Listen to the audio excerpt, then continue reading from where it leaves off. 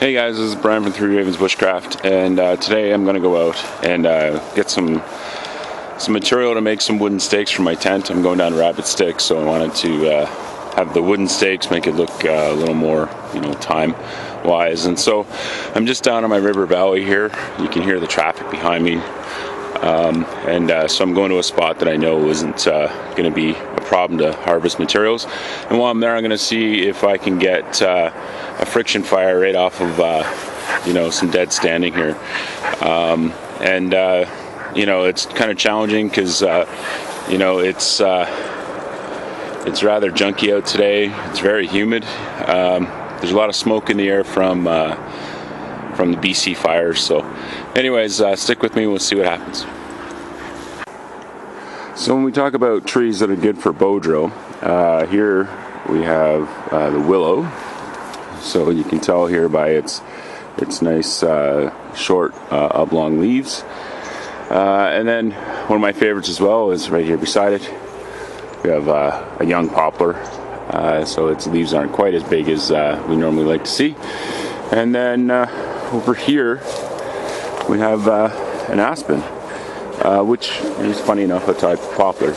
So in this little stand we have 3 trees that are good for bow drill. The problem is that all these are green. So let's go find some dry stuff. So not all dead standing wood is created equal, and that is a really great example of what we're looking for dead standing wood. The reason being is that it's straight up and down. If this tree had been leaned over, how's that for camera work? At about 10 degrees we can think about 10% humidity, 20%, 30%, and well, if it's on its side, it's not even worth bothering for firewood unless you've got a good fire going to begin with. So I'm going to pick on this little looks like a poplar tree, and we'll see if we can use that. So really bad camera angle stuff, but I'll try to make the best of it. Anyways, the good part about poplar and aspen is that if you're stuck without actually having an axe or saw to cut down the tree, most of the time you can drop trees and just push them over. So let's see if I'm strong enough for this guy. It shouldn't be a problem.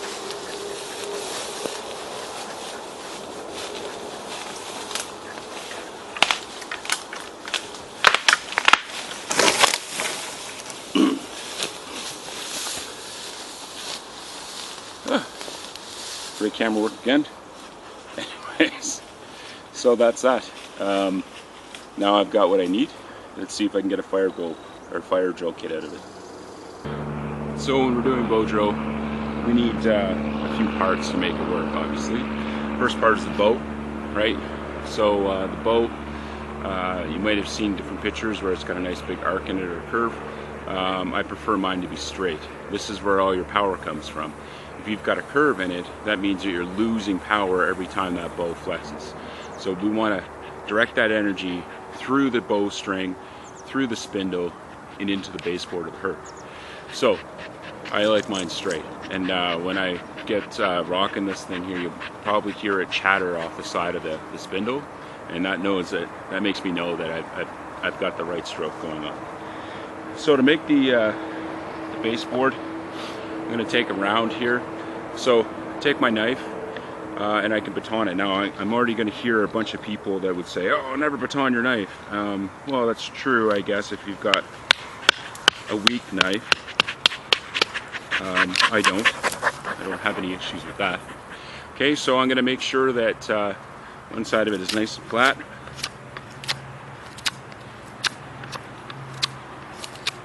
And the other side of it, I'm going to just flatten out.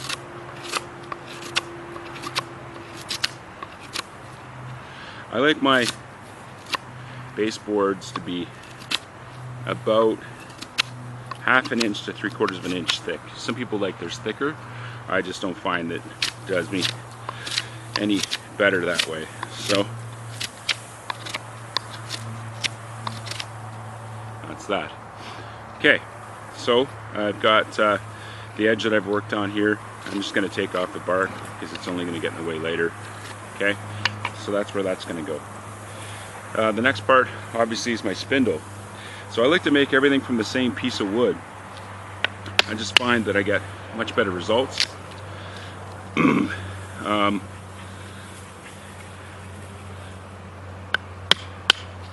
And I like to keep it about the size of my thumb. Now my thumb is obviously bigger than your thumb, or smaller than somebody's, but about the size of your thumb I find is where I need to be for my spindle size.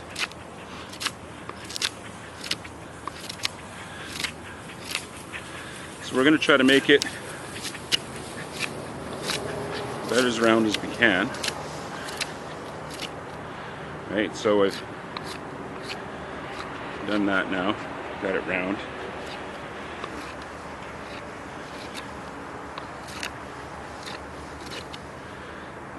And now I need to make one end sharp and the other end blunt, or one end really pointy and the other one not so much. So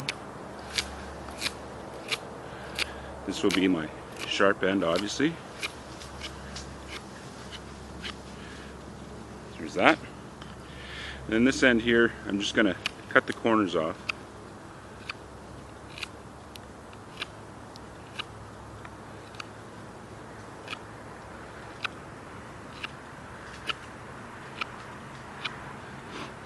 And then this one's not going to be so sharp. So that's that. Now I need a bearing block. Hello, Mr. Squirrel. So in my case, I've got a piece of antler here. Find a good chunk of ground. Now everything here is soaking wet.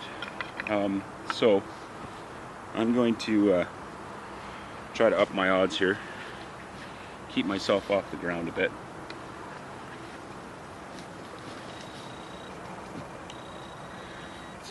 Luxury of wool, doesn't melt.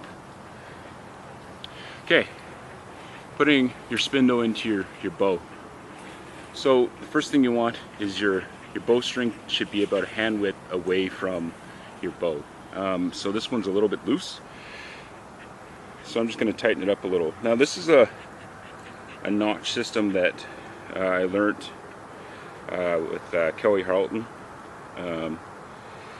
Good friend and mentor of mine. So just so I can show it off a little bit better, one end we just have a hole, the other end we have two holes, and we use that like a toggle. So let's make some smoke.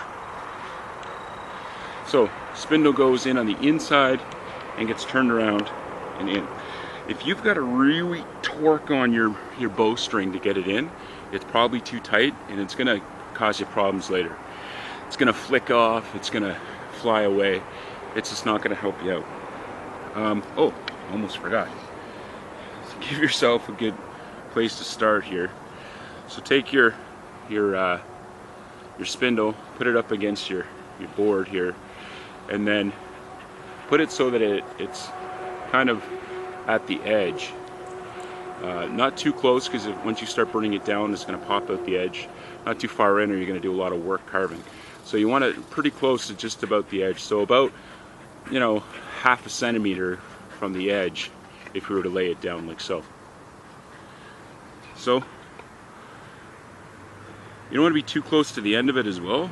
You'll find that gives you problems later on, because you'll pop off the board.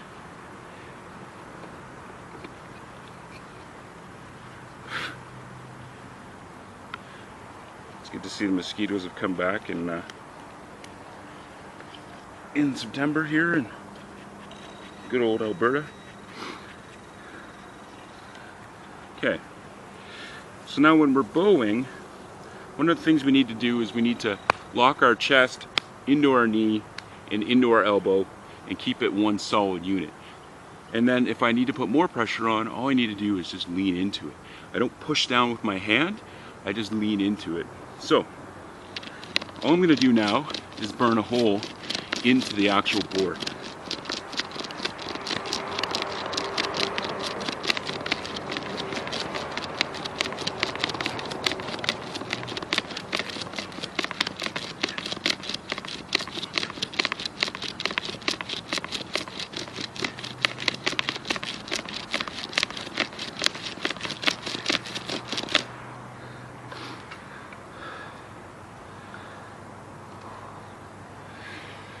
And now I need to cut out a V-notch.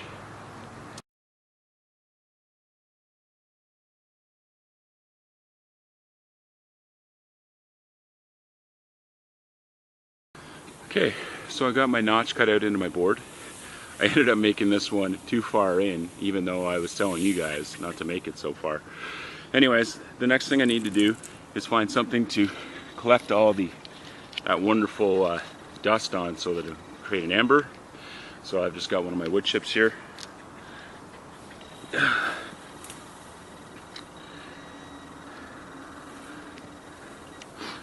The one thing I want you to note is that my spindle never touched the ground again after I warmed it up.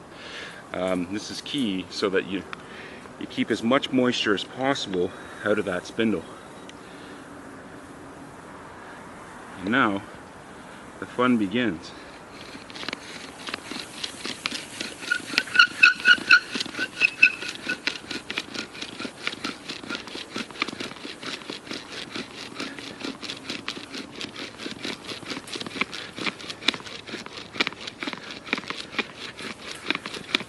So I've created a good base of coals or ambers, and now I've got good smoke showing.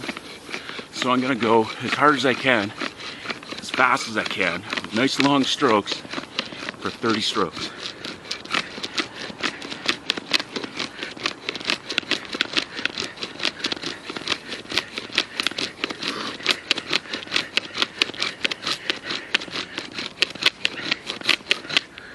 Whew.